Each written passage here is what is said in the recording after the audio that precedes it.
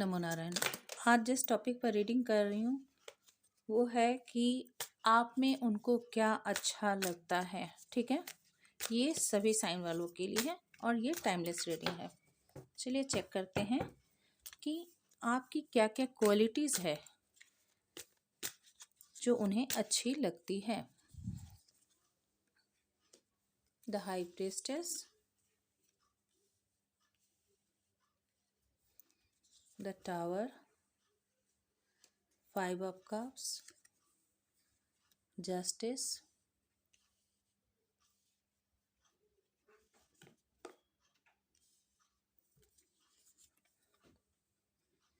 King of swords,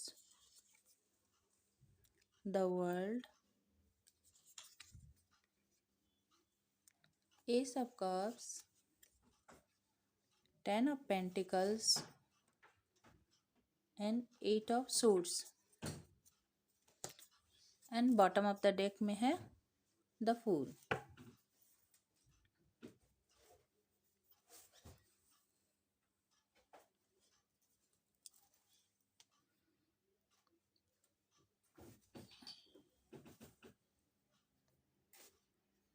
patience रखे, मैं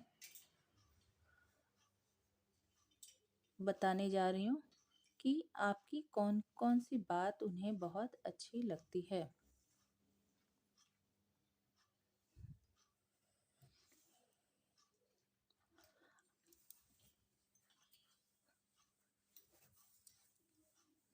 तुम एक जस्टिस पसंद और ऑनेस्ट पर्सन हो, साथ ही साथ तुम बहुत ही ज़्यादा इंट्यूटिव भी हो, बहुत नॉलेजेबल हो, पर तुम उसे बतलाते नहीं, जताते नहीं किसी पर कि तुम्हारे अंदर इतना नॉलेज है, तुम्हारे अंदर इतना इंट्यूशन है। तुम पहले से ही बहुत सारी बातें समझ पाते हो जो हम नहीं समझ पाते, और वह तुम पहले से कैसे बोल पाते हो मेरी समझ में ये बात नहीं आती।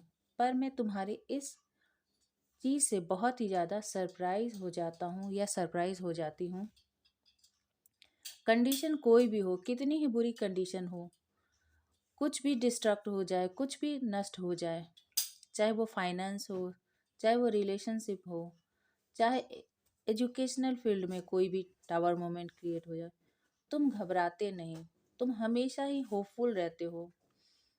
मैं भले ही परेशान भी हो जाऊं, मैं दुखी हो जाऊं, पर तुम हमेशा ही मुझे हिम्मत बंधाते हो और तुम सबके साथ बराबर करना जानते हो, जस्टिस करना जानते हो, खुद के साथ भी और दूसरों के साथ भी। यदि तुम्हारे साथ कोई कुछ बुरा करे, तुम्हारे साथ ऑनेस्ट ना हो, तो तुम वहाँ पर किंग ऑफ सोर्ड्स की जैसे बहुत ही ब्रूटल हो जाते हो। उस वक्त तुम फैसला लेने में देरी नहीं करते। तुम्हें पता है कि कब किससे जुड़कर रहना है, कब किसके साथ डिटैच होकर रहना है। तुम्हारे अंदर नॉलेज भी बहुत है, तुम्हारे अंदर कोई भी डिसीजन लेने की पावर भी बहुत ज़्यादा है। तुम अपने आप में एक कंप्लीट, एक वर्ल्ड के जैसे हो। ऐसा लगता है कि तुम्हें सब कुछ का ज्ञान हो, सब कुछ तुम्हें पहले से ही पता हो। यदि कुछ ख़त्म भी हो जाता है तो तुम फिर से बिगिनिंग करने के लिए हमेशा ही रेडी रहते हो। तुम्हारे अंदर प्यार भी बहुत है जो तुम सबको ऑफर करते हो। ये कैसे कर लेते हो, ये बात मुझे बहुत ही ज़्यादा सरप्राइज करती है। हमेशा ही तुम्हारी तरफ मुझे ये बातें अट्रैक्ट करती है।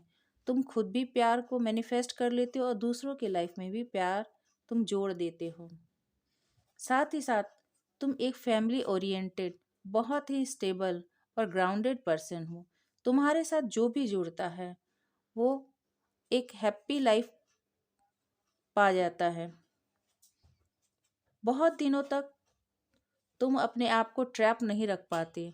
यदि किसी भी सिचुएशन में तुम ट्रैप हो भी जाते हो तो तुम्हें पता है कि उससे कैसे निकला जाए, और तुम खुद को उस बुरे कंडीशन से भी बाहर निकाल लेते। यही तुम्हारी सारी बातें मुझे बहुत ज़्यादा अच्छी लगती हैं।